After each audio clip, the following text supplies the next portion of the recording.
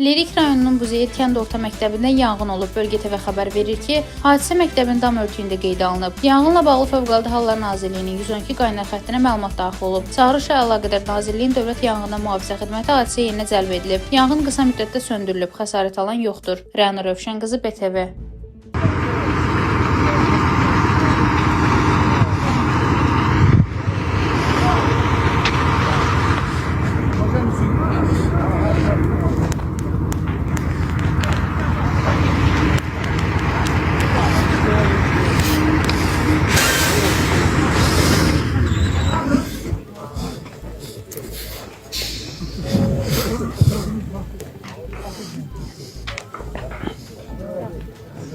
Buzeyir məktəbi.